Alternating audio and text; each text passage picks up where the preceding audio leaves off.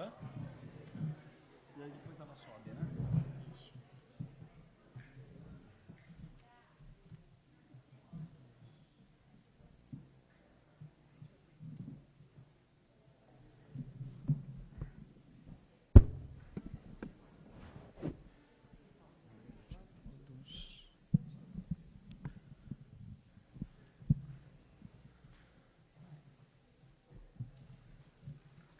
Boa noite a todos e a todas.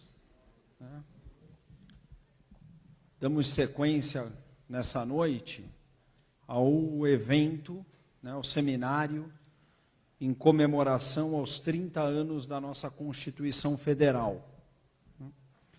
E nós temos a feliz coincidência de, nessa noite, também comemorarmos o aniversário da nossa instituição. Então, hoje nós temos os 30 anos da Constituição de 88 e os 54 anos da nossa faculdade, da nossa querida faculdade. Então, eu quero cumprimentar a todos os presentes, todos os nossos alunos, todas as nossas alunas, todo o nosso pessoal administrativo, tão diligente para que a estrutura dos nossos eventos possa acontecer da forma mais idônea possível. Cumprimentar os nossos professores aqui presentes, professor Estevam Lorré, professor Guilherme, professor Roberto e outros que virão com as suas respectivas turmas. Cumprimentar o nosso ex-aluno, cumprimentar a nossa palestrante, a doutora Heloísa Arruda, cumprimentar uma das coordenadoras do nosso evento, a professora Thaís Cavalcante, e cumprimentar aqui o Bruno, que é nosso aluno, representante do centro acadêmico, que é também o centro acadêmico, o idealizador desse evento.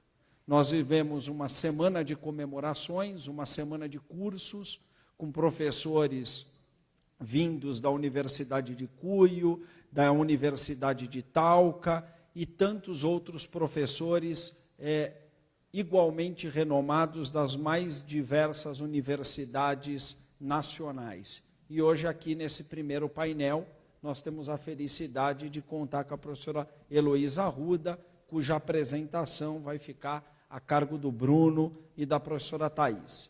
De minha parte, apenas a felicidade de ver a faculdade envolvida com esta discussão, um momento tão delicado da nossa sociedade. Nós teremos no próximo domingo o exercício da nossa democracia através das eleições. De minha parte, é um desejo de que tudo ocorra muito bem, de que a sociedade brasileira saia fortalecida desse pleito, dessa discussão, que a temperatura ela abrande, que a calmaria venha e que nós possamos viver numa sociedade, sim, fraterna, igualitária e com mais tempos de paz e de respeito aos direitos fundamentais. Então, vou dar sequência aqui, transferindo a palavra ao Bruno, à professora Thaís, para que possam, então, tecer alguns comentários, Thaís, acerca desse nosso evento, e depois o Bruno, que vai fazer a apresentação da professora, onde nós deixaremos a mesa para poder também assistir a essa palestra, que certamente será muito interessante. Muito bem, boa noite a todos e a todas. Boa noite. Muito bem, boa noite, muito bem. É um prazer ter vocês aqui, nesse auditório hoje, numa data tão importante para nós. Não sabemos ainda, estamos sob análise se estamos festejando alegremente ou tristemente os 30 anos desta Constituição, mas, ao meu ver, como professora de Direito Constitucional, Ciência Política, é uma data que não pode passar em branco, efetivamente. Uma comemoração pelos acertos da Constituição. E, em especial, essa noite, nós vamos abordar um tema que trata de um grande acerto da Constituição Federal, que é principalmente toda todo o sistema de proteção de direitos fundamentais e de direitos, abertura aos direitos humanos que a nossa Constituição permite. Então, é, de uma certa forma, para nós, uma data importantíssima para que a gente possa fazer uma reflexão sobre isso, né, sobre o tema, e tendo em vista até mesmo que os políticos e as eleições que estão aí no domingo também colocam em jogo a possibilidade de uma constituinte nova e também de uma análise desta Constituição. Como hoje pela manhã o professor Oscar Vilhena, que esteve aqui, nos falou, nós estamos passando pelo maior teste da Constituição Federal desde a sua promulgação, né? Nossa Constituição ela tem uma flexibilidade para enfrentar várias crises, vários momentos, mas esse momento que nós estamos passando é um momento de forte prova de manutenção da nossa Constituição e de que ela, enfim, realmente colabore para o estabelecimento das instituições e de uma certa, enfim, paz social e desenvolvimento brasileiro e manutenção dos direitos humanos. Então, vale a pena essa reflexão que nós vamos fazer hoje, com professores importantíssimos, renomados, e começaremos a nossa noite com a conferência da professora Heloísa Arruda, e depois teremos uma mesa, só para vocês entenderem como vai funcionar. Primeiro, uma conferência da professora Heloísa Arruda, e depois faremos uma mesa com, acho que são, eu estou sem um programa aqui, mas me parece que são 4 professores, que vão debater ainda a questão dos direitos fundamentais e minorias.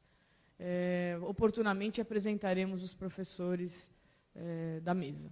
Mas, por hora, eu gostaria de convidar para compor a mesa, para subir até a mesa, a professora doutora Heloísa Arruda.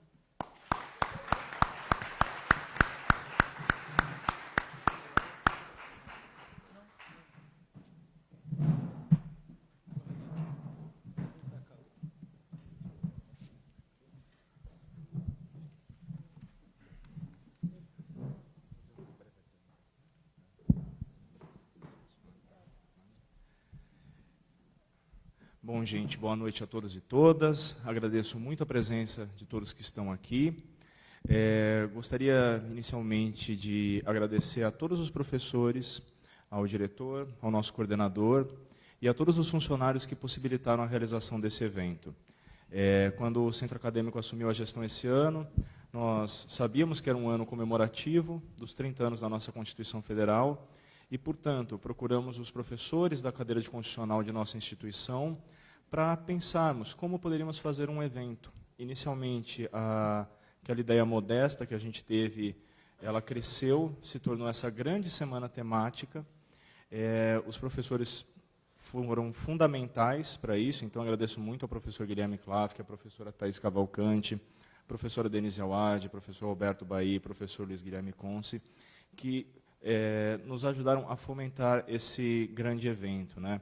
Conforme a própria professora Thais disse, quando a gente assumiu e planejou, nós não esperávamos que ele fosse se realizar às vésperas de um momento tão delicado da nossa nação, né? Mas, enfim, hoje de manhã já foi muito construtivo, foram falas ótimas, e eu tenho certeza que agora à noite isso vai se repetir. Sem mais delongas, vou fazer uma breve apresentação da professora Heloísa. A professora ela possui graduação em Direito pela PUC de São Paulo, mestrado em Direito das Relações Sociais, na área de concentração de Direito Processual Penal pela PUC São Paulo também, e Direito das Relações Sociais, área de concentração de Direito Penal, foi o tema do doutorado dela, né, foi a área de doutorado dela também pela PUC.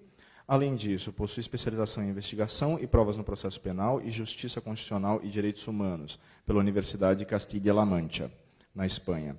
Curso de Ciências Criminais e Dogmática Penal Alemã, na Georg August Universität Göttingen, Alemanha. Atual secretária municipal de Direitos Humanos e Cidadania de São Paulo, atual vice-coordenadora do curso de graduação da Faculdade de Direito da PUC São Paulo e professora de Direito Processual Penal da Pontifícia Universidade Católica de São Paulo. Professora, a senhora tem a palavra. Muito obrigado pela presença. Muito obrigada.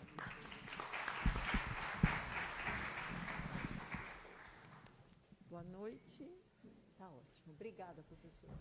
Boa noite a todos, a todas.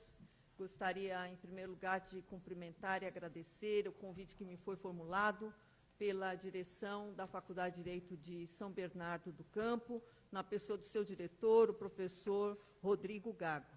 Gostaria também de cumprimentar a professora Thaís Cavalcante pela gentil recepção, cumprimentar todos os professores organizadores desse evento e, na pessoa do Bruno, cumprimentar os integrantes do centro acadêmico. Nós sabemos quanto dá trabalho organizar um evento desse porte.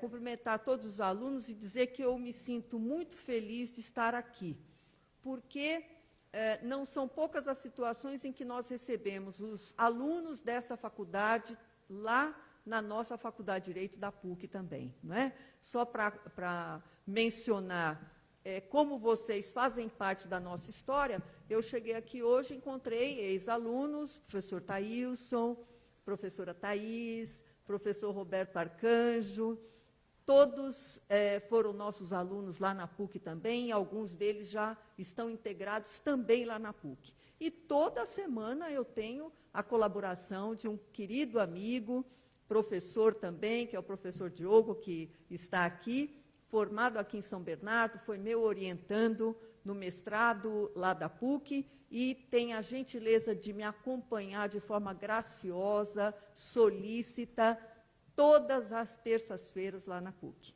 Então, eu tenho um afeto muito grande pela Faculdade de Direito de São Bernardo do Campo, né? Fui recebida com a maior simpatia. Bom, e não mencionei o professor Luiz Guilherme, né? Que é nosso amigo de muitos anos lá na PUC, faz parte do mesmo grupo político nosso lá na PUC há muito tempo. Então, eu me sinto muito à vontade aqui, porque eu sei que eu estou entre amigos.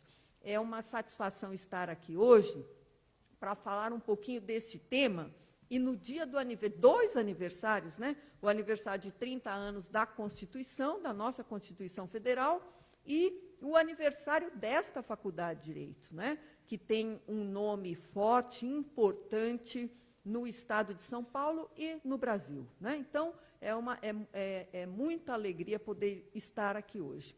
Da Constituição de 1988, é claro que, como eu já tenho muito mais que a idade da Constituição, quando ela foi promulgada, eu já era promotora de justiça do Estado de São Paulo, havia 3 anos, né? Eu fiquei 32 anos no Ministério Público de São Paulo, me aposentei o ano passado. Nós acompanhamos todo o movimento político que se criou naquele momento para a edição da Constituição, até porque nós tínhamos um interesse muito específico, como promotores de justiça que éramos, de como ficaria a nossa instituição dentro da nova Carta Constitucional. E a nossa instituição ficou como nós queríamos, né? Nos deu as garantias de poder promover a ação penal, de defender a democracia, ou seja, ela ficou na medida em que os promotores da época desejavam, felizmente. Mas hoje nós vamos falar um pouquinho sobre a estrutura protetiva dos direitos humanos e esta Constituição. E é claro que eu tenho de começar, e peço desculpas para vocês, contando um pouco da história dos direitos humanos, porque se em 1988 a colocação dos direitos humanos na Constituição se tornou algo consolidado, isso fez parte de uma história. Eu sempre digo que isso fez parte de uma história de meados do século XX. Começou no início do século XX, mas se estendeu para se fortalecer a partir da metade do século XX. Esta é a realidade que nós temos. E eu acho que é muito importante nós falarmos sobre direitos humanos, e eu sou da turma dos direitos humanos, né, que as pessoas falam assim, você é da turma dos direitos humanos? Eu sou da turma dos direitos humanos, e sempre procuro desmistificar o que é um mito, né? Eu estava chegando aqui agora, fui gentilmente recepcionada por um senhor que fica ali fazendo o controle da catraca. Ele me acompanhou até a sala dos professores e perguntou assim, a senhora vai falar sobre o quê? Eu falei, vou falar sobre direitos humanos. Aí ele falou assim, polêmico, hein? Polêmico isso aí, hein? Aí eu falei, pois é, mas o senhor sabia que são os direitos de todos nós? Ele falou assim, mais ou menos, né? Porque nós, como nós andamos direito, nós não precisamos muito falar desse assunto. Mas tem uma turma que precisa falar disso e usar a seu favor os direitos humanos, né?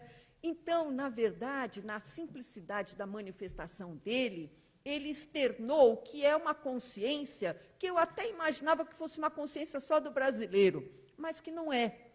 Eu estive recentemente em Harvard, participando de um evento que tratou de direitos humanos em tempos de populismo. Eu fui para esse seminário em Harvard. E lá eu percebi a realidade dos americanos e de outros professores da Latinoamérica que estavam lá, dizendo a mesma coisa, que este conceito de direitos humanos, por vezes, ganha este viés como sendo só protetivo de pessoas que andam à margem da lei, né?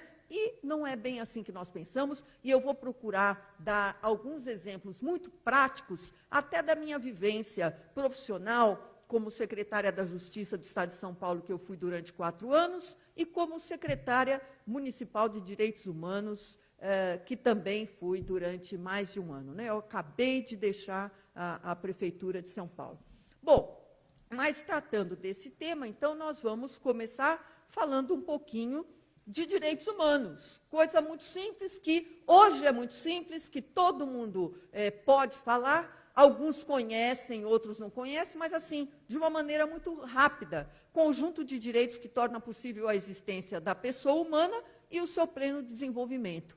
Hoje é muito fácil nós falarmos desse conceito e dizermos que todo ser humano tem valor de dignidade. Então, o homem tem sua dignidade pelo simples fato de existir como ser humano, e esta dignidade é inerente a ele. Mas, até que nós chegássemos neste valor de dignidade reconhecida a todas as pessoas pelo simples fato de ser humano, nós trilhamos um longo caminho. Então, vou falar de um exemplo brasileiro. Até 1988, não era reconhecida a população afrodescendente ou africana aos escravos que vinham da África para o Brasil, dignidade humana. Eles não eram considerados pessoas, eles eram considerados coisas. E se vocês quiserem saber documentalmente como é que eles eram colocados nos documentos, eu convido a fazer uma visita ao Museu do Tribunal de Justiça de São Paulo. Este museu tem documentos mostrando, por exemplo, o arrolamento de bens num inventário de um fazendeiro. E aí, entre os bens, estavam assim, bens. E aí dizia, uma casa e tal, o escravo fulano de tal, a escrava fulano de tal, e o seu valor financeiro. Então, nós não estamos falando de uma coisa do tempo de Jesus Cristo, e nem do tempo dos egípcios. Nós estamos falando de uma realidade brasileira que tem 100 e poucos anos. Então, aí hoje está assim, mas é fácil, claro que todo mundo é igual. Hoje no Brasil. E hoje é um conceito mundial, mas que eu vou dizer que não afasta situações de escravidão, de violação à dignidade que estão acontecendo neste momento que nós estamos aqui tendo essa conversa. Né? Existe um grande problema no mundo agora, em algumas regiões, tratando de escravidão. Mianmar, que é um paizinho lá perto da Tailândia, sofre hoje uma questão gravíssima em relação a pessoas escravizadas. Ou seja, a essas pessoas não se reconhece valor de dignidade. Então, o que eu quero dizer a vocês é assim, construir um conceito dizendo assim, todos os seres humanos têm valor de dignidade, hoje pode ser muito simples, mas recentemente não era aqui no Brasil e ainda não é em algumas regiões do mundo. E, claro, eu poderia falar da população indígena, né? Que os jesuítas diziam que os indígenas não tinham alma. Só depois que eles convertessem ao cristianismo, que eles eram considerados pessoas detentoras de alma e, portanto, com direito de acesso ao céu. Né? Essa era a realidade. Bom, a dignidade transforma o homem em pessoa, sujeito de direitos essenciais, derivados da sua condição humana. O papel dos direitos humanos é tornar a dignidade humana o valor supremo da vida social. É por isso que tem que ter a turma dos direitos humanos, porque nós queremos isso, que a dignidade das pessoas seja respeitada. Né? Bom, falar um pouquinho disso, da historicidade dos direitos humanos, porque isso impacta a nossa Constituição. Bom, é claro que é um caminho que foi construído, essa coisa dos direitos humanos, e quando eu falo em direitos humanos, pessoal, eu quero falar de uma estrutura legal que proteja os direitos humanos. Eu não estou querendo falar do direito que é inerente a todos nós, eu estou falando de uma estrutura protetiva. 3 eventos foram muito marcantes na história da humanidade, são recentes, são do século XX, e que começaram uma estruturação legislativa. É claro que nós tínhamos algumas convenções espalhadas pelo mundo que invocavam, pensavam referências a direitos humanos. Mas, no começo do século XX, começou-se a falar num direito humanitário, aplicado em situações de guerra para proteger civis. Isso queria dizer o seguinte: olhem, vocês podem guerrear, mas a população civil precisa ser protegida. As guerras, no começo do século XX, começaram a não ser mais guerras campais, onde, assim, um inimigo marcava com o outro, ia para um campo e os 2 exércitos guerreavam. Elas começaram a ser guerras dentro das cidades. E isto necessariamente causou o quê? Causou impacto na população civil.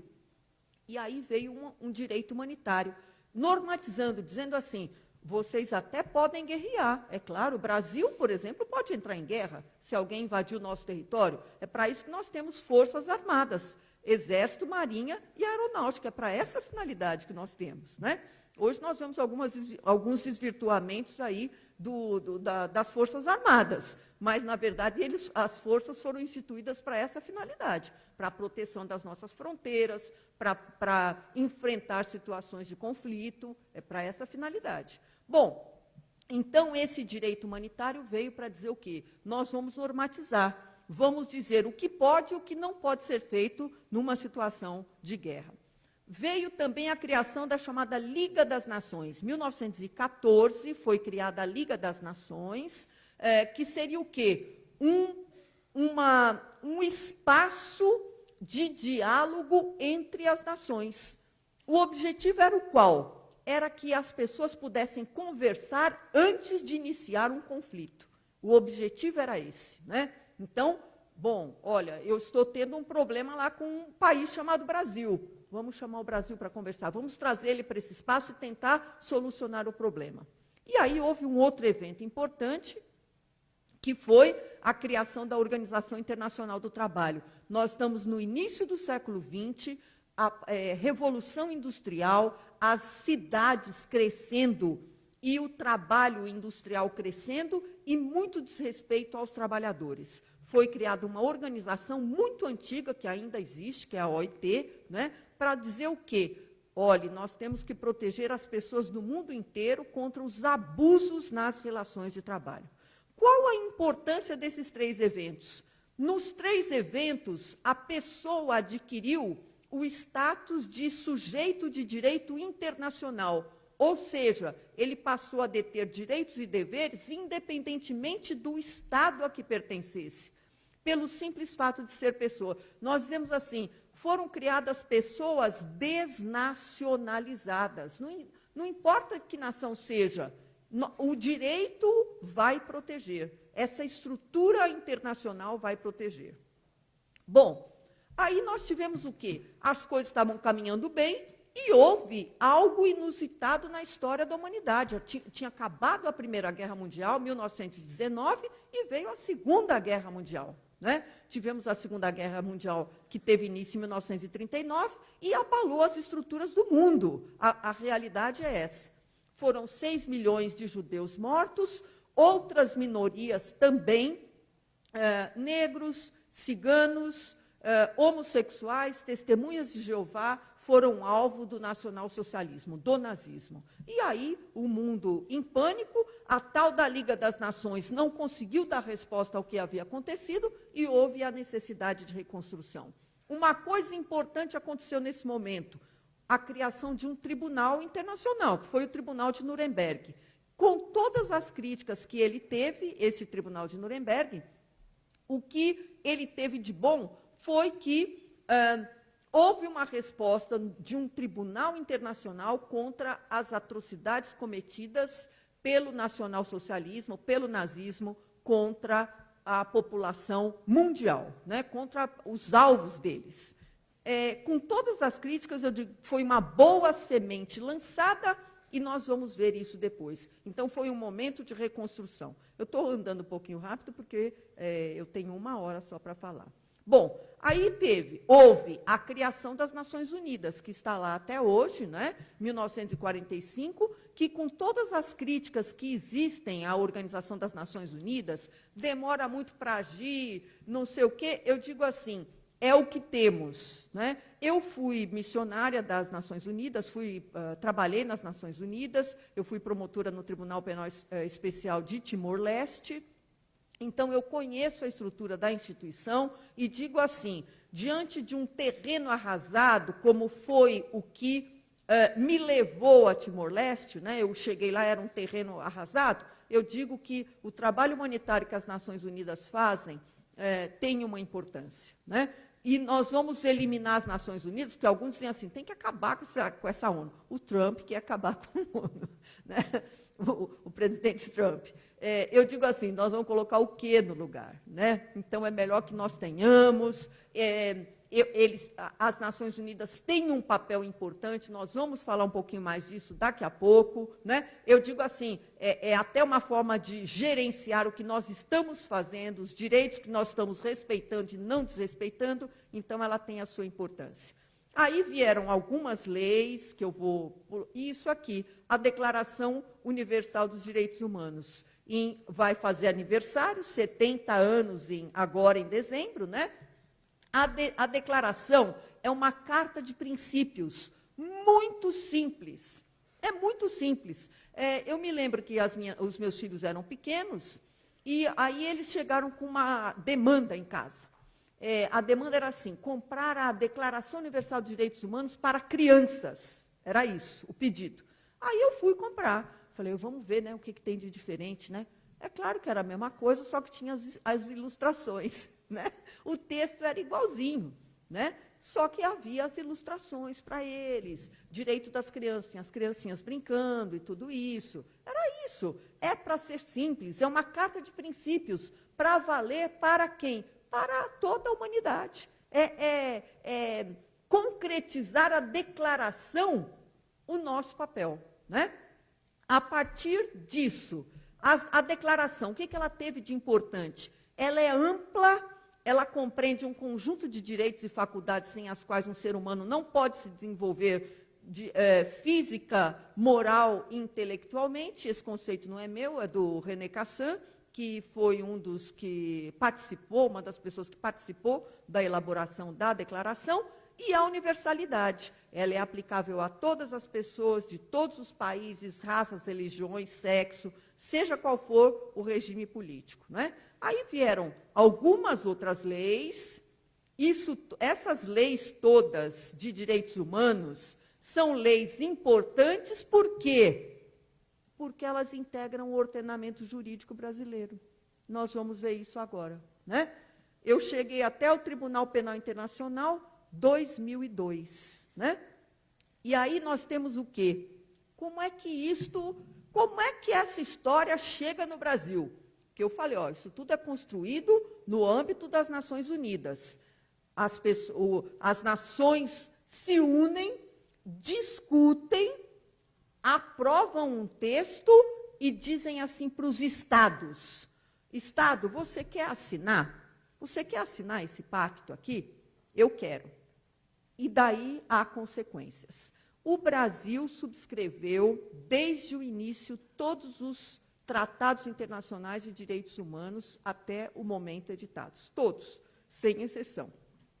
Alguns ainda não se transformaram em decretos no plano interno, mas o Brasil subscreveu todos. Aliás, o Brasil tem uma grande participação, teve e tem, uma grande participação na elaboração dessas normativas internacionais. O Brasil tem um histórico de diplomacia internacional forte, que se perdeu nos últimos anos, infelizmente. Mas nós temos diplomatas que participaram, por exemplo, da Declaração Universal de Direitos Humanos e cujo nome está inscrito nas Nações Unidas. Nós temos a professora Silvia Steiner, brasileira, primeira juíza do Tribunal Penal Internacional, ela fez parte do corpo de juízes e participou ativamente quando foi escrito o Estatuto do Tribunal Penal Internacional. Então, nós temos que ter orgulho disso, né? Se nós formos visitar as Nações Unidas, lá em Nova York, entramos no prédio, não são raras as vezes em que nós nos deparamos com o nome de brasileiros, né? Fora as obras de arte que nós temos lá, né? De Cavalcante, entre outros, enfeitando o prédio das Nações Unidas em Nova York, né? Bom, aqui, o que aconteceu em 1988? A Constituição de 1988 elevou formalmente os direitos humanos a direitos fundamentais, ou seja, constitucionalizou-se o direito internacional. Nós já vimos participando desse processo, dizendo assim, nós queremos participar, mas aí em 1988 nós colocamos isso dentro da Constituição. Não que a Constituição anterior, a emenda constitucional, no seu artigo 153, não fizesse menção a direitos fundamentais. Mas aqui, pessoal, a manifestação foi explícita. Vocês querem ver? Olhem só.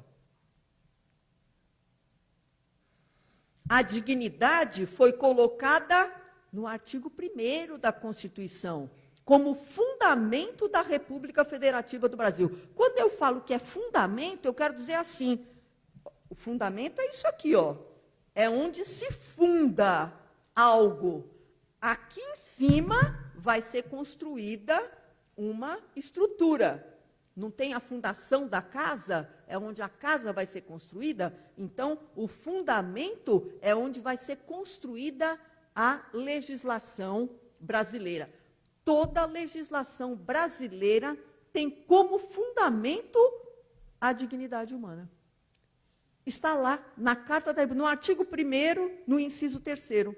Então, é o fundamento da nossa república a dignidade humana. E aí foi lá, prevalência dos direitos humanos como um dos princípios a reger o Brasil na ordem internacional, né? Além disso, nós temos assim, como é que nós nos colocamos perante a ordem internacional como protetores dos direitos humanos? Houve um incidente, eu até terminei participando bastante, até recente, aqui no Brasil, está acontecendo ainda, que é a chegada dos venezuelanos. Está lá, rolando, lá em Roraima, né? Por que a Heloísa participou? Secretária Municipal de Direitos Humanos, a Presidência da República falou, olha, São Paulo, ajuda, recebe um pouco, nós vamos fazer um processo de interiorização. E eu falei o quê, como secretária de Direitos Humanos?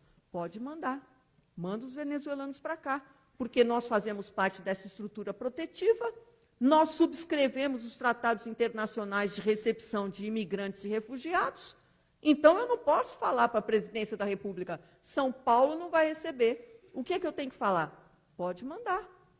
Manda que nós vamos receber da melhor maneira possível. Vamos criar uma estrutura para receber da melhor maneira possível. Aí houve um episódio lá que vocês todos ficaram sabendo, porque a imprensa noticiou. A governadora, eu até compreendo a posição dela, porque ela está desesperada. Ela falou assim, não, nós vamos mandar todo mundo embora, eles não vão entrar mais aqui. Não tem jeito, gente. Não há como fazer isso, porque nós participamos dessa estrutura, que é uma estrutura internacional. O que nós podemos fazer é ver a maneira mais ordenada de receber. Mas nós não podemos simplesmente falar, nós vamos fechar as fronteiras. Não temos como fazer isso. Por quê? Porque nós nos colocamos na ordem internacional como protetores dos direitos humanos. A realidade é essa, tá? Bom, aí nós temos o quê? Nós temos um amplo rol de declarações de direito. Obrigada, professor Roberto. Até mais. Amplo rol de declaração de direitos fundamentais com ênfase especial à aplicabilidade imediata desses direitos fundamentais. Então, é assim, se vocês pegarem lá o artigo 5º, são muitos direitos consagrados, né? E a aplicação imediata deles. E aí nós temos o quê? Cláusula constitucional aberta a receber outros direitos, inclusive decorrentes de tratados internacionais. Vamos dizer que seja editado agora. Eu estive em Nova York, agora em abril, para tratar do Global Compact, o Pacto Global para Migrações e Refúgios. O Brasil vai participar disso, gente. Eu fui chamada lá para falar da experiência de São Paulo. Então, nós teremos coisas novas em direitos humanos sendo construídas. Esse pacto global está saindo do forno. Ele vai ser divulgado agora em dezembro. E aí, isto é adesão imediata no Brasil. Por quê? Porque nós deixamos uma cláusula lá no parágrafo 2º dizendo, nós vamos incorporar o que for direito humano reconhecido, nós vamos incorporar dentro do Brasil. Isso está explicitamente tratado dentro da nossa Carta Constitucional. Não é? E aí eu digo assim, questões que não eram de direitos humanos, reconhecidas como de direitos humanos, de um determinado momento da história, se tornaram, por exemplo, proteção do meio ambiente.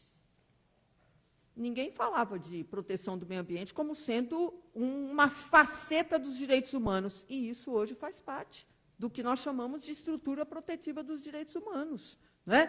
Proteger o meio ambiente significa proteger o direito das futuras gerações. Então, isso vai sendo incorporado. Os direitos humanos nunca são definitivos, eles são um construído. Eles ainda estão em fase de construção. E o Brasil participa desta história na medida em que colocou isso expressamente na nossa Carta Constitucional. Eu nunca vou me esquecer de uma situação que eu sempre conto nas minhas palestras, que foi muito, foi divertida, mas foi forte. Eu estava visitando uma comunidade quilombola. Eu era secretária da Justiça e estava visitando uma comunidade quilombola lá no Vale do Ribeira, lá embaixo. Um lugar lindo, né? E aí, no final da conversa com os quilombolas, eles tinham as suas reivindicações, vieram umas meninas, mas eram meninas, às vezes, tinham uns 15, 16 anos, 14, mocinhas. Falaram assim, agora a gente quer falar com a secretária a sós. Eu falei, o que essas meninas querem, né? Aí eu falei, então todo mundo sai da sala, vou ficar só eu com as meninas. Aí uma delas, líder, eu tenho até a foto dela, porque ela é muito, assim, muito líder. É uma menina negra, alta, assim, com uma liderança até física, muito forte. E aí ela disse assim para mim, nós queremos fazer um pedido, que nós possamos ter uma antena para poder acessar a internet. Aí eu falei, olha, isso não é com a Secretaria da Justiça, mas eu vou tentar ver. Ela falou assim, nós exigimos isso, porque isso faz parte dos nossos direitos humanos, de nos comunicar com o resto do mundo. Ela fez essa manifestação, não é? O direito, quer dizer, ela via aquilo como uma parte, ela enxergava aquilo como uma parte da sua própria dignidade. Eu estou aqui, nesse lugar, mas eu quero me comunicar com o resto do mundo. Né? Então, eu falo desse exemplo para dizer o seguinte, os direitos humanos vão sendo construídos. Né? No curso da história, eles vão sendo construídos. E mais, a petrificação de tais direitos. O artigo 60, parágrafo 4, diz assim, esses direitos só podem ser modificados por poder constituinte originário, só com outra Constituição. É só com poder constituinte originário. E a última coisa, eu mencionei lá em cima, estou mencionando agora, o Brasil aderiu expressamente à jurisdição do Tribunal Penal Internacional. Se der tempo, nós vamos falar um pouquinho disso daqui a pouco. Bom, como é que esses instrumentos todos, que são pactuados, escritos, assinados, discutidos em outros locais do mundo, normalmente em Nova York, que é a sede da ONU, como é que eles entram no ordenamento jurídico brasileiro? A Constituição falou, nós vamos aderir, mas existe um caminho, eu já vou colocar os 4 passos aqui, que é assim. Primeiro, apresenta-se perante o Poder Executivo, então é a Presidência da República, né, que vai discutir e vai assinar. Eu falo que esse aqui é o momento da fotografia, né? O Presidente da República assina o Pacto Internacional, tira a fotografia, é assim. Só que nós temos um caminho a ser seguido. Aí, depois disso, Congresso Nacional, Poder Legislativo, e que, por meio de um decreto legislativo, acata o Tratado Internacional. Então, elabora um texto para incorporar o tratado no âmbito interno. Eu vou explicar para vocês o seguinte, nem sempre o texto inteiro é incorporado. No caso do Tribunal Penal Internacional, o Estatuto de Roma foi simplesmente traduzido, né? Nós temos um decreto simplesmente traduzido. Outros não. Outros são incorporados parcialmente. Por quê? Porque nós já temos a legislação no âmbito interno tratando do tema. Então, o que nós precisamos subscrever é uma parte do tratado. Nós precisamos fazer a readequação da legislação interna para que ele entre no ordenamento jurídico nacional, né? Aí depois, discutiu no Congresso, nas 2 casas legislativas, aprovou, fez o decreto, volta para o Executivo para a ratificação. O decreto é assinado pelo Presidente da República, com 3 funções: promulgação, publicação na língua oficial do Brasil, do país, e executoriedade interna. A partir daí, é para ser executado no âmbito interno, né? O sistema internacional de proteção dos direitos humanos é subsidiário e suplementar do direito nacional. Primeira coisa, o que nós temos que cumprir são as leis brasileiras. Então, se nós temos uma norma num tratado internacional que não existe dentro do direito brasileiro, nós podemos invocar essa norma. Podemos invocar, né? A outra coisa é suplementar do direito nacional. Então, é o direito nacional e mais o Pacto Internacional de Direitos Humanos, ou Tratado Internacional de Direitos Humanos, que nós vamos cumprir. Eu vou dar um exemplo para vocês. Para não demorar muito, eu vou dar um exemplo para vocês de algo que eu considero muito importante. Vejam só, em relação à proteção dos direitos das mulheres, a normativa internacional é muito grande, é muito farta. Nós tivemos uma convenção que é chamada de Convenção de Belém. Não é de Belém, lá onde Jesus nasceu, é aqui de Belém do Pará, que tratou dos direitos das mulheres e da questão do enfrentamento à violência contra mulheres, né? A partir daí veio uma lei que todo mundo aqui conhece. Qual é a lei? A Lei Maria da Penha, não é?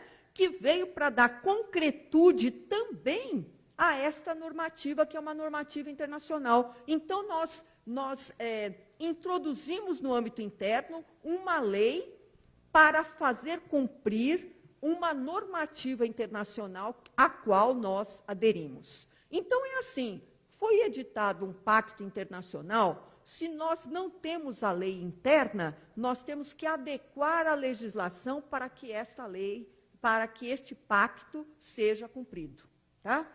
Se nós não temos a lei interna, pode ser que nós já tenhamos a lei interna. Então, ótimo, nós vamos continuar cumprindo a nossa lei. É claro que as leis brasileiras são soberanas, mas nós usamos os tratados internacionais de forma subsidiária e suplementar ao direito nacional. Agora, isso é importante. A partir do momento em que nós aderimos, fizemos a lei dentro do país e nos comprometemos a cumprir, aí nós temos que cumprir. Aí nós temos que cumprir. Por quê? Porque existe um sistema de monitoramento internacional. existe um sistema de monitoramento para dizer assim, vamos ver se o Brasil cumpriu o que prometeu em relação a pessoas encarceradas. Depois eu vou tentar ver se eu consigo abrir, eu não sei se eu vou conseguir abrir uma coisa aqui para vocês verem. Então, é assim, o Brasil falou que ia aderir pacto internacional de tratar bem as pessoas encarceradas, né? A partir daí, o Brasil começa a sofrer monitoramento. Eu era secretária da Justiça no ano de 2013, e a ONU veio para São Paulo. Quem? Era uma comissão da ONU que veio para tratar de sistema carcerário brasileiro. Me ligou o governador Alckmin, falou assim, Heloísa, você vai receber o pessoal da ONU, que vai visitar os nossos presídios aqui em São Paulo. Falei, governador, mas tem o secretário da administração penitenciária. Ele falou, nada disso, eu quero que seja você. Tá bom. Recebi o pessoal da ONU, lá no meu gabinete, conversei com eles, e eu falei, olha, eu fico à disposição para acompanhá-los na visita. Nada disso, secretária, nós vamos sozinhos. Nós não queremos você por perto. Nós vamos fazer a visita, somos nós mesmos. Nós só queremos a relação do endereço, até porque nós não vamos avisar antes. Nós vamos chegar a hora que a gente bem entender lá. E o Estado de São Paulo tem presídios espalhados pelo Estado inteiro. Bom, fizeram lá as tais visitas, entraram, não sei o quê, não sei o quê, não sei o quê. Aí foram fazer uma visita de despedida para mim, né? E eu doida para saber o que eles tinham encontrado. E eles disseram assim, eu falei, pois é, como é que foi a visita e tal? Ótimo, tudo bem. Eu querendo que eles me falassem alguma coisa, porque eu sei que o que eles viram, e eles iam botar num relatório. E como colocaram, né? E aí o governador ligou e falou assim, Heloísa, e daí, como é que foi? Foi tudo bem, doutor Geraldo. Mas o que eles acharam? Isso eu já não sei dizer. Né? Não sei, nós vamos ter que esperar o relatório. E veio o relatório depois para a gente, apontando os pontos positivos e aqueles nos quais nós deveríamos melhorar. Né? O relatório final da situação dos direitos humanos nos países é lido na Assembleia Geral da ONU, que aconteceu agora. O Brasil abre a Assembleia Geral. Historicamente, o Brasil abre a Assembleia Geral. O presidente Temer estava lá e fez a abertura. E aí é lido. E aí eu digo assim, aí, pessoal, nós temos o quê? Nós temos uma situação que é assim, ou nós ficamos bem na fita, ou nós passamos uma grande vergonha. E não são raras as situações em que o Brasil passa vergonha. Claro, se for falar de sistema carcerário, é claro que a gente vai passar vergonha. Em outros pontos, agora, o relatório da Unicef, meu Deus do céu, falando que 6 em cada 10 crianças no Brasil vivem em situação de vulnerabilidade, estão de forma inadequada no sistema educacional. Isso é uma vergonha, isso é uma vergonha. Isso é lido lá na ONU. Então, o sistema de monitoramento... E aí vocês dizem assim, Heloísa, mas e daí? Isso não serve para nada. Mais ou menos. Isso nos obriga a tomar providências, e eu digo assim, pode levar a situações mais graves, como, por exemplo, pode haver uma recomendação da ONU para que as nações não comercializem com um país que utiliza na sua força de trabalho o trabalho escravo. Pode haver esse tipo de recomendação. E, dependendo da situação, nós podemos chegar no extremo, depois eu vou passar rapidinho isso, que é o Brasil ser responsabilizado perante cortes internacionais. Né? Então, vamos em frente. Bom, aí eu coloquei aqui, qual a hierarquia dos tratados na ordem interna? Isso aqui é fruto de uma discussão que veio de muitos anos, mas agora já está pacificada. Está lá escrito, no artigo 5º, parágrafo 3º, os tratados são equivalentes a emendas constitucional. Então, eles têm força da Constituição. Está lá escrito na nossa Constituição. Isso veio com a emenda constitucional 45, em 2004, não é? Que é a chamada de emenda da reforma do judiciário. Não constava isso no texto original de 88, mas foi introduzido na emenda constitucional 45. Eu quero falar um pouquinho disso aqui. Eu acabei de dizer assim, olha, bom, o Brasil adere a um tratado. Ele tem de promover as adequações no âmbito interno. Se descumprir, nós podemos responder, até perante cortes internacionais. Só que nós temos situações de graves violações a direitos humanos, às quais, se nós não dermos respostas, nós podemos responder perante cortes internacionais, mas os estados ou os pequenos municípios não têm como dar conta das apurações. E aí veio o que se chamou de federalização da competência para o julgamento dos crimes praticados contra os direitos humanos. Isso aqui é o seguinte: aconteceu uma grave violação de direitos humanos, percebe-se que a cidadezinha ou o Estado não vai conseguir fazer apuração, foi criado um incidente que permite que o Procurador-Geral da República, hoje a procuradora Raquel Dodge, diga assim: eu vou tirar da pequena cidade e vou trazer para o Ministério Público Federal investigar, para a Justiça Federal. Quem faz o pedido de deslocamento da competência é o Procurador-Geral da República, tá? Que tenta puxar para a Justiça Federal, para dizer assim: vamos apurar direito, porque se nós não apurarmos direito, nós podemos ter o Brasil responsabilizado perante cortes internacionais, né? Bom, isto foi introduzido também pela Emenda Constitucional 45 de 2006. Não vou ler tudo. Aos juízes federais compete processar e julgar. 5A, as causas relativas a direitos humanos a que se refere o artigo 5º desse artigo, né? Isso aqui, pessoal, veio para fazer o quê? Para repetir na ordem interna algo que existe no plano internacional. Então, no plano internacional é assim: o Brasil não apurou uma violação de direitos humanos, ele responde perante a Corte Internacional. No âmbito interno, a cidade, a comarca, o Estado não apurou, pode ser buscada, tirada a competência da comarca, passando para o âmbito federal. O primeiro caso que aconteceu no Brasil, eu me lembro que quando foi editada a norma constitucional, em 2006, eu falei assim, eu ia dar aula na PUC, né? Claro, já dava aula na PUC há muitos anos, o ano que vem faz 30 anos que eu estou dando aula na PUC, e eu disse assim para os meus alunos: ai, meninos, eu não tenho um precedente para contar para vocês. Parece, boca maldita, porque logo em seguida mataram a irmã Dorothy. A irmã Dorothy era uma freira que atuava na região de Anapu, no Pará, e ela dava suporte para os seringueiros. Ela era uma dessas defensoras das culturas tradicionais. Então, ela dava apoio aos seringueiros, né? E ela estava jurada de morte, a irmã Dorothy. Por quê? Porque ela dava apoio para os seringueiros. Contra o quê? Contra os grandes agricultores que queriam transformar aquilo em pasto, né? Ela foi até Brasília avisar que ela estava sendo ameaçada de morte. Ela tentou ser recebida pelo então ministro da Justiça. Não foi recebida. Voltou para Anapu e foi morta. O caso ganhou repercussão internacional. A freira Dorothy Stang era americana. O irmão dela veio dos Estados Unidos, né? Deu um rolo danado, o Brasil passou uma vergonha danada. Aqui tem a história do caso todo, como é que aconteceu, e aí houve um pedido de federalização.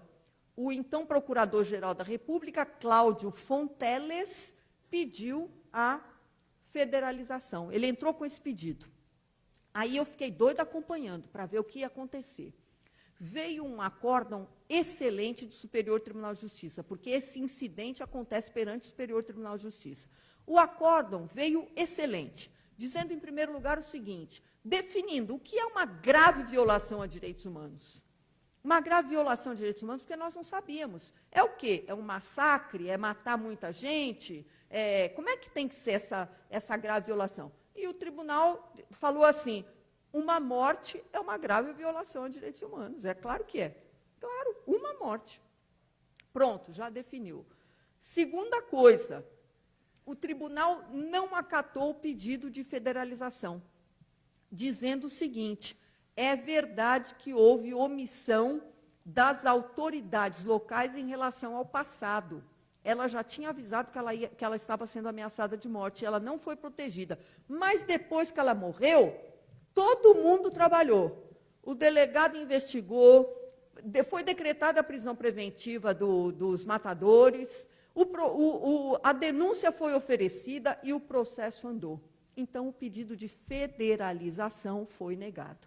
Este foi o primeiro caso no Brasil. Tá?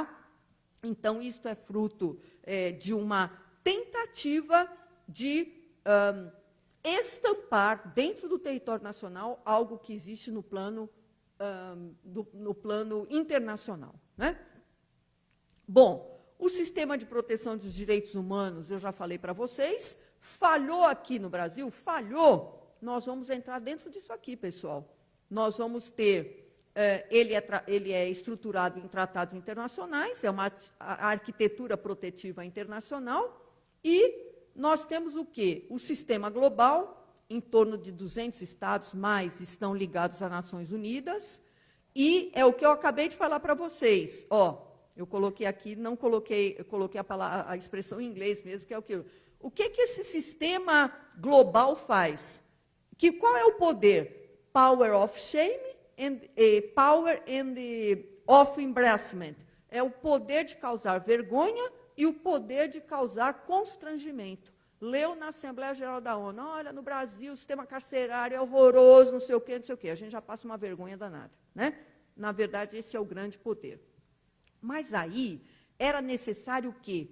Era necessário justicializar. Não dá para ficar nessa história assim, só do Brasil passar vergonha. Não dá.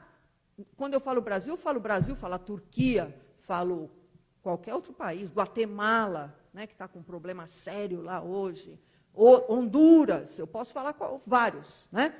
Aí resolveram fazer o quê? Não está dando só para passar vergonha. Vamos justicializar. E foram criadas as cortes internacionais. A Corte Europeia de Direitos Humanos, a Corte Interamericana de Direitos Humanos, a Corte Africana e a Corte Asiática. Né? Nós fazemos parte do sistema interamericano. Né? Isso aqui é que eu acho que eu não vou conseguir abrir, que é uma... vamos ver se ele consegue ali para mim. Um caso brasileiro. Obrigada. Vamos ver se a gente consegue. É só para mostrar para vocês, rapidinho, isso aqui nós estamos lá, respondendo na corte por causa dessa situação. Eu não sei se vai abrir. Aí, ó. Saiba mais quais foram algumas das maiores rebeliões em presídios no Brasil. Massacre do Carandiru, 111 mortos. Aí, quer ver? Massacre em Manaus, 67 mortos. Foi agorinha, 2017, vocês lembram? Né? Aí nós temos o quê? Penitenciária Agrícola de Monte Cristo, Boa Vista, 33 mortos. Casa de Custódia Benfica, 31 mortos, 2004. Penitenciária do Estado de São Paulo, 31 mortos, 1987.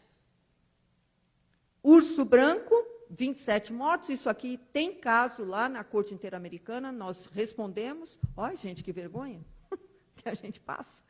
Alcaçuz, 2017, 26 mortos. Isso aqui nós vimos também, foi uma coisa horrorosa, né? Algumas das cenas são horríveis, porque envolvem degola e joga a cabeça. Né? Tudo isso vai para o mundo inteiro ver. Pedrinhas, 18 mortos, recentemente, isso aqui, ó, 2010, não é tão recente, 2010. Então, acho que está bom. Acho que está bom. Já deu para a gente ver a nossa situação. Então, o que é que eu queria... Deixa eu só voltar aqui, só para dizer para vocês. A partir do momento em que nós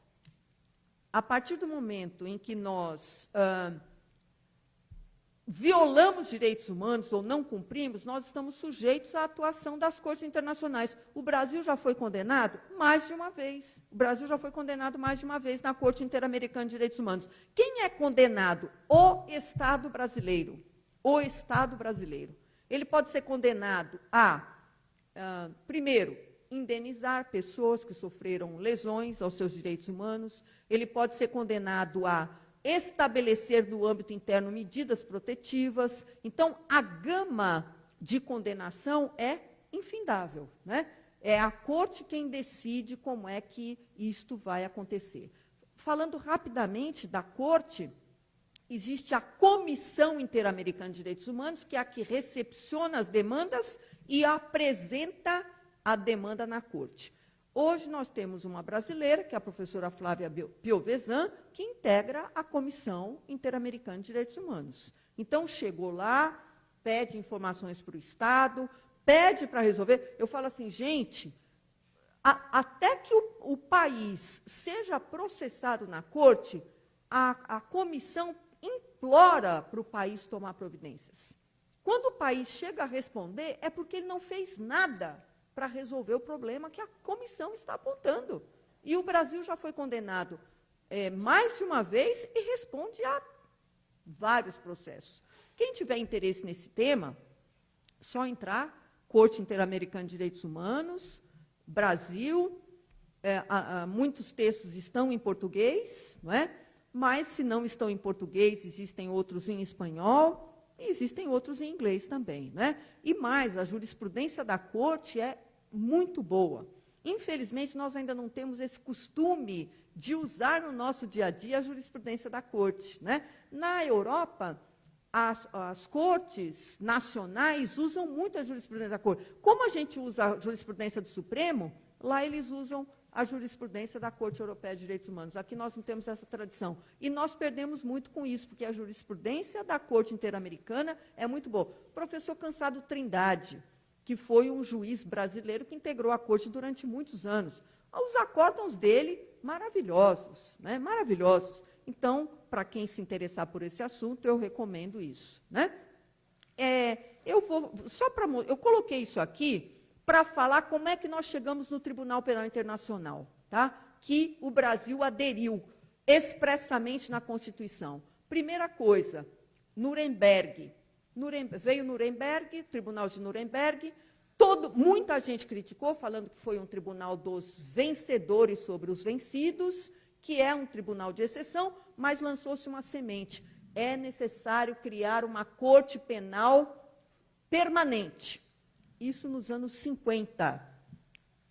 Dos anos 50 até o ano 2000, esta corte não foi criada, só foi criada com o Estatuto de Roma. É claro que o mundo não ia ficar esperando para que o tribunal fosse criado para continuar suas guerras, né? Aliás, a história do ser humano é a história de guerras, né? Nesse momento estão acontecendo guerras? Nesse exato instante estão acontecendo várias no mundo, né? Na Síria está acontecendo, lá no norte da África está acontecendo, eu acabei de falar de Myanmar, está acontecendo, o mundo está em guerra, né? Nós temos locais no planeta onde as guerras estão acontecendo. Bom, não tínhamos um tribunal permanente, aconteceu agorinha, em 1990, início dos anos 90, a Guerra dos Balcãs, chamada Guerra dos Balcãs, né? É uma guerra que envolveu sérvios, croatas, bósnios, que nós não vamos explicar aqui, porque seria uma aula inteira só sobre isso. Mas foram atrocidades cometidas, estupros coletivos, mortes, todo tipo de atrocidade, que a gente diz assim, mas nós estamos no século XX, e o ser humano ainda está agindo desse modo. Sim, continua agindo desse modo. E aí eu só coloquei as fotos para mostrar os deslocamentos humanos, que são naturais nas guerras, né? A gente fala da questão da Síria, que é um grande deslocamento, o maior deslocamento humano desde a Segunda Guerra Mundial, mas aí dá para perceber, ó, né? As pessoas precisam fugir do quê? Da guerra, elas estão fugindo da guerra. Foi criado um Tribunal Penal Internacional para a antiga Iugoslávia, ele ainda está em funcionamento, esse tribunal. E aí, pessoal, quando nós, né, estávamos assim, pasmos com o que havia acontecido na Iugoslávia, antiga Iugoslávia, veio Ruanda. Em 100 dias, 1 milhão de mortos.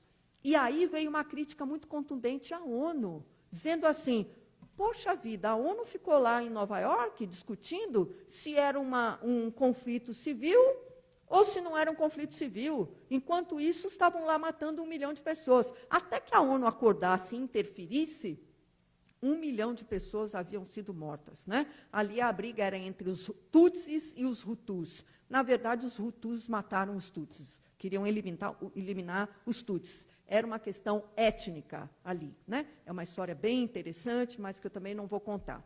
Né?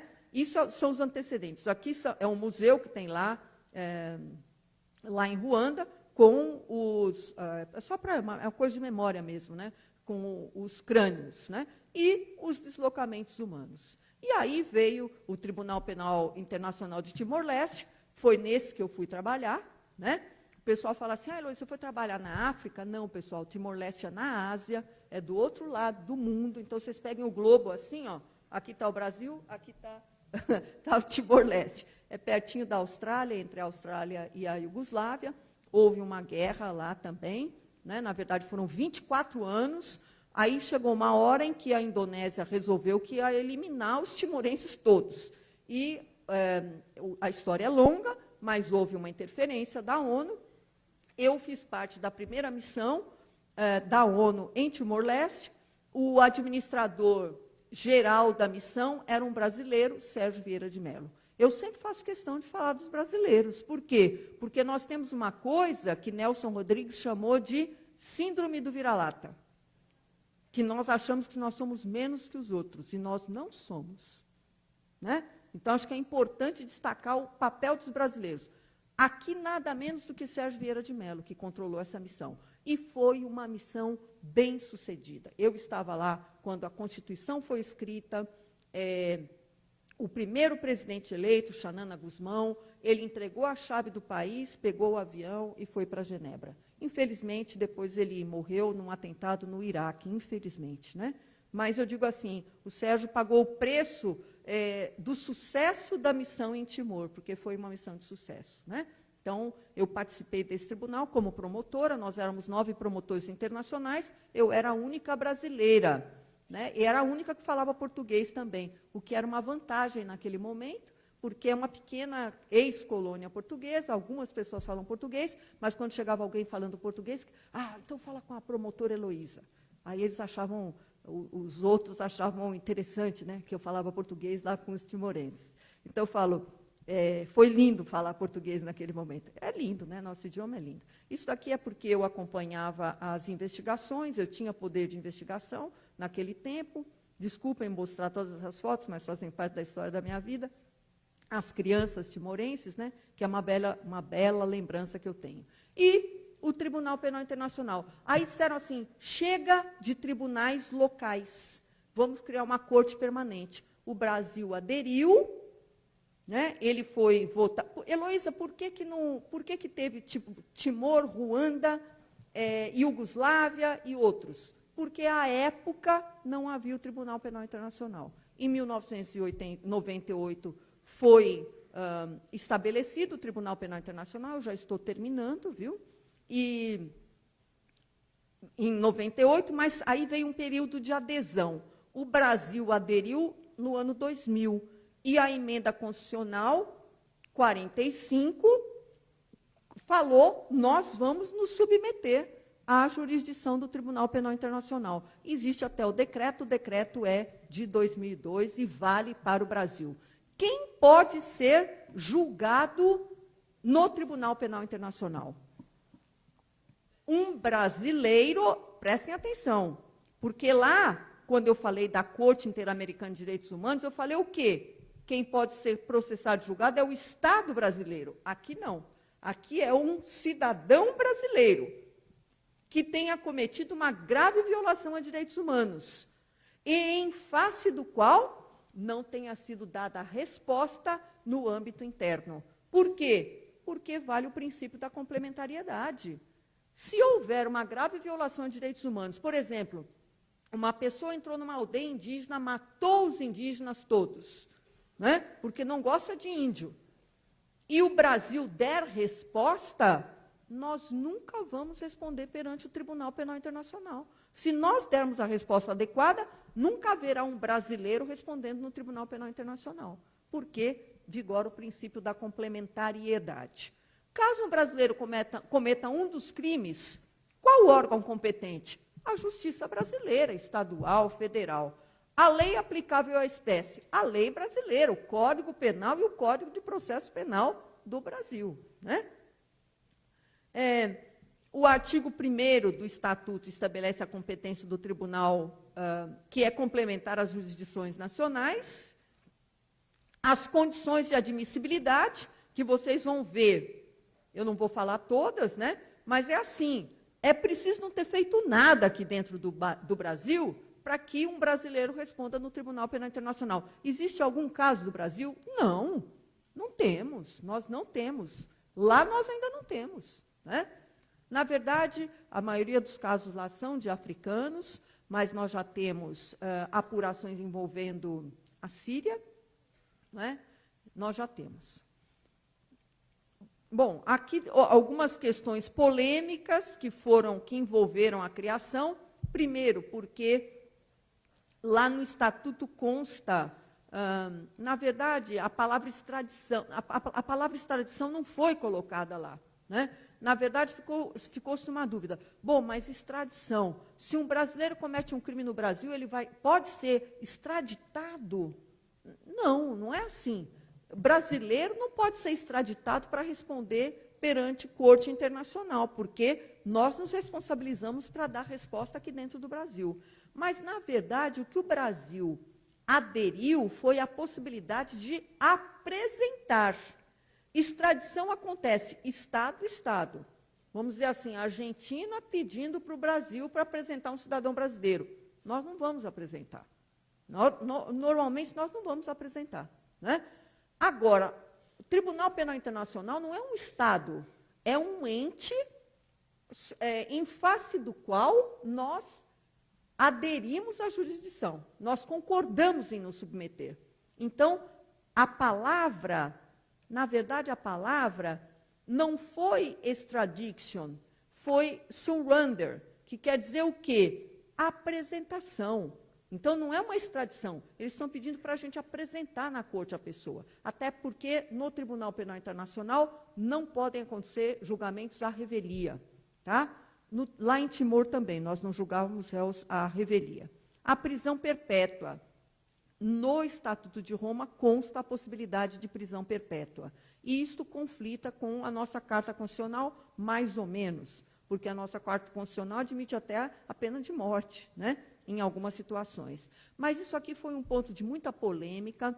O Brasil se posicionou num determinado momento contra, mas não podia haver adesão com reservas. Tanto que os Estados Unidos não aderiu, Israel não aderiu ao Tribunal Penal Internacional.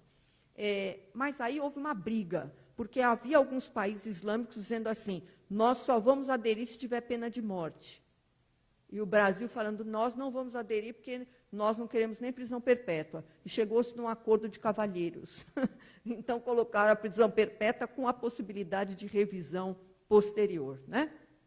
Então, isso foi algo que a marca dos brasileiros está lá. A professora Silvia Steiner e outros brasileiros se posicionaram contra, isso está nos anais. Imunidade de jurisdição. O Estatuto de Roma não prevê imunidade de jurisdição. Ou seja, pode sentar-se no banco dos réus um presidente da República. Pode, né? O comandante do Exército. Aliás, há vários respondendo e condenados no Tribunal Penal Internacional, né? A competência, crimes de genocídio, lesa humanidade, crimes de guerra e agressão. Só uma observação, agressão não é lesão corporal. Agressão, na verdade, é invasão de território, né? Eu já estou concluindo, acho que era a última. As penas que podem ser impostas, pena de até 30 anos, não tem a baliza mínima, prisão perpétua e multa, e sequestro dos produtos resultantes do crime, né? Reparação à vítima, execução da pena. Onde executa essa pena?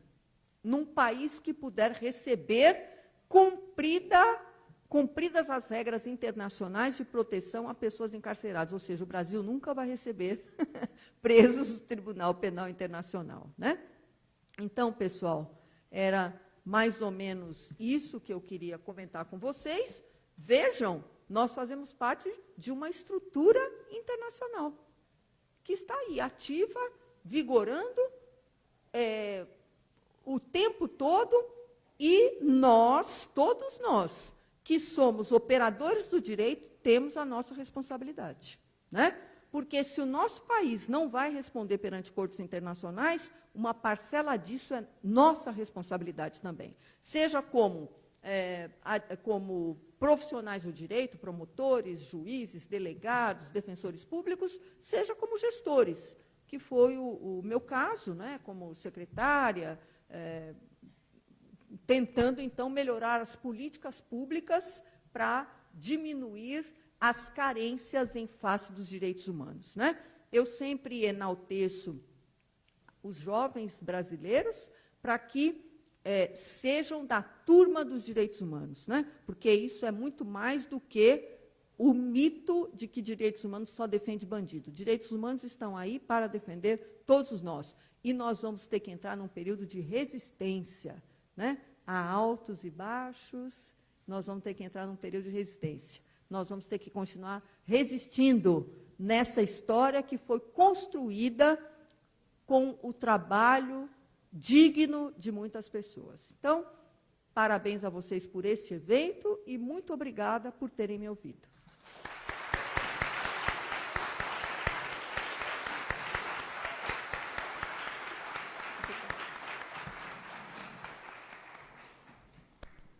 Obrigado, professora Heloísa, pela enriquecedora fala. Foi muito fantástico. Muito obrigado por nos ter prestigiado. Obrigada. Isso aqui é um mimo da nossa casa. Ah, obrigada. Muito obrigada, viu? Obrigada. Obrigada, viu?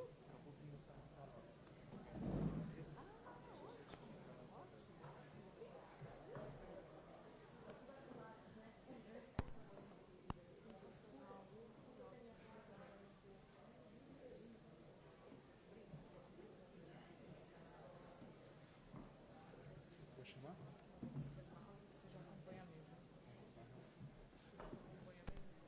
Não, eu acompanho.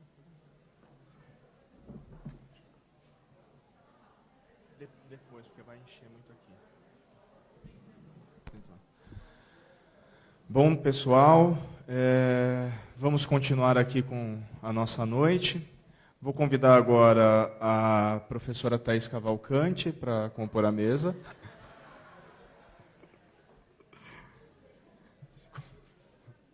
Tudo bem? Também a professora Denise Awad e o professor Guilherme Klafke, aqui nossos queridos professores da casa. E também convidarei para compor a mesa o professor Guilherme de Assis Almeida, a professora Maíra Zapater e o nosso convidado internacional, o professor Victor Ibáñez, da Universidade de Cuyo, na Argentina. Por favor.